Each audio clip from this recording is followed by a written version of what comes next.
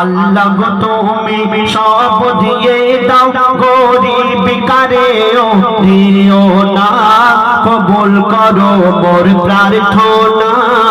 আল্লাহ গো তুমি, আল্লাহ গো তুমি সব দিয়ে দাও, গরিব কারেও দিও না, কবুল করো মোর প্রার্থনা। আল্লাহ গো তুমি। কেন সেই গরিব আল্লাহর কাছে দোয়া করছে যে গরিবি দিও না? বলছে শুনুন, এই দুনিয়াতে গরিব হয়ে, গরিব হয়ে,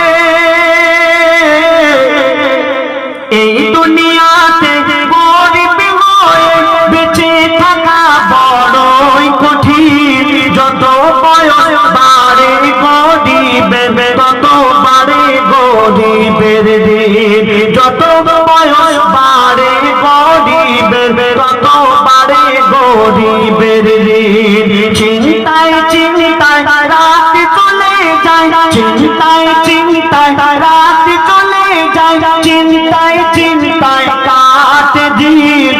গরিব অসহায়, গরিব নিরুপায়, গরিব থাকে সদা পরাধীন। গরিব মানুষের ব্যথার কথা, ও গো গরিব মানুষের ব্যথার কথা শুনিতে কেহ চাহে না, কবুল করো মোর প্রার্থনা।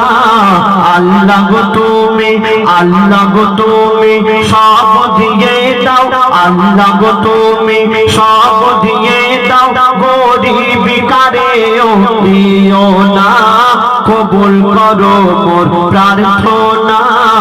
আল্লাহ গো তুমি। আল্লাহ যাকে যেখানে পাঠিয়েছে তাকেই সেখানেই জন্মগ্রহণ করতে হবে।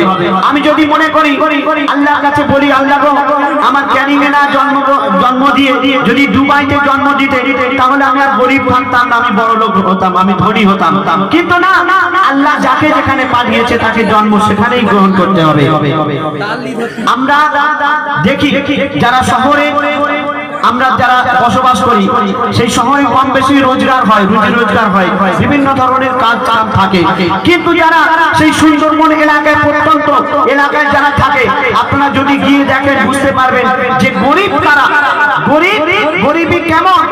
সেখানে কোনো কাজ কাম নেই, খাওয়া দাওয়া ভালো হয় না, চাষবাস করলেই খাওয়া হয়। তো সেই কবি ছন্দের মাধ্যমে কি লিখছে শুনুন, যাকে যেখানে পাঠিয়েছো তুমি, যাকে যেখানে পাঠিয়েছো তুমি, সেই জন্ম নিয়েছে সেইখানে। যার কাছে টাকা নেই সেই গরিবেরা মান বাঁচাবে কেমনে? যার কাছে টাকা নেই সেই গরিবেরা মান বাঁচাবে কেমনে? আর কঠিন রোগে কেউ কাঁদিছে কারো, সুন্দরবন এলাকায়, প্রত্যন্ত এলাকায় যদি আপনি যান সেখানে গিয়ে দেখবেন কোনো ভালো ডাক্তার নেই, ভালো হসপিটাল নেই।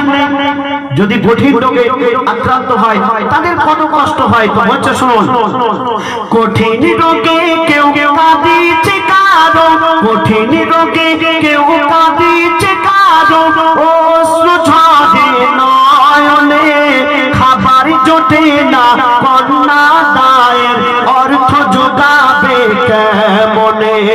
খাবার জোটে না কন্যা দায়ের অর্থ জোগাবে কেমনে? গরিবের কন্যার, গরিবের কন্যার বয়স ঢলে যায়, গরিবের কন্যার বয়স ঢলে যায়, পাত্র সহজে মেলে না, কবুল করো মোর প্রার্থনা। আল্লাহ গো তুমি, আল্লাহ গো তুমি সব দিয়ে দাও, গরিব কারেও দিও না, কবুল করো মোর প্রার্থনা। আল্লাহ গো তুমি। বিশেষ করে আমরা দেখেছি যারা একটু ধনী হয়, যারা বড়লোক হয়, সেই বাড়ির মেয়েদের বিয়ে দিতে বেশি সময় লাগে না, মানে প্রাপ্তবয়স্ক হওয়ার আগে মানে পাত্রপক্ষরা বলে বাবা তোমার মেয়ের সঙ্গে যদি আমার ছেলের বিয়ে দিলে খুব ভালো হতো, কেন অনেক কিছু মোটা টাকা পয়সা পাবে, বিভিন্ন ধরনের মাল সামান পাবে। কিন্তু গরিবের মেয়ে বয়স পার হয়ে যাচ্ছে, কেউ বিয়ে করতে চায় না, কত কষ্ট গরিব হলে। তো বলছে শুনুন শেষ কথার মাধ্যমে, আল্লাহ গো তুমি, আল্লাহ গো তুমি সব দিয়ে দাও, গরিব কারে ও দিও না, কবুল করো মোর প্রার্থনা। আল্লাহ গো তুমি অভাব গরিবকে নষ্ট করে দেয়, নষ্ট করে দেয়, অভাব গরিবকে নষ্ট করে দেয়, কষ্টের মাঝে ফাটল ধরে, কষ্ট কথা গরিব বলিলে কিছু মানুষের জ্বালা ধরে, কষ্ট কথা গরিব বলিলে কিছু মানুষের জ্বালা ধরে। আর বিপদ কালে যে গরিবেরা, বিপদ কালে যে গরিবেরা আগে এসে ঝাঁপিয়ে পড়ে। ধনী আত্মীয় স্বজনদের বাড়িতে কোনো বিপদ হলে দেখবেন গরিব আত্মীয়রা আগে ছুটে আসে। আর সেই ধনীর বাড়িতে যদি কোনো অনুষ্ঠান হয়, বিয়ে বাড়ি বা কোনো কিছু অনুষ্ঠান হয়, দেখবেন সেই গরিব আত্মীয়কে সবার শেষে দাওয়াত করা হয়। কেন বলছে শুনুন, বিপদ কালে যে গরিবেরা, বিপদ কালে যে গরিবেরা আগে এসে ঝাঁপিয়ে পড়ে, কোন অনুষ্ঠানে সবার শেষে দাওয়াত আসে গরিবের ঘরে, কোন অনুষ্ঠানে সবার শেষে দাওয়াত আসে গরিবের ঘরে।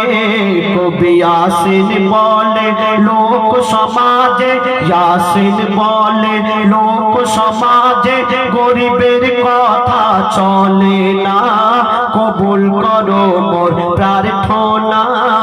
আল্লাহ গো তুমি, আল্লাহ গো তুমি সব দিয়ে দাও, গরিব কারে ও দিও না, কবুল করো মোর প্রার্থনা। আল্লাহ গো তুমি, আল্লাহ গো তুমি, আল্লাহ গো তুমি।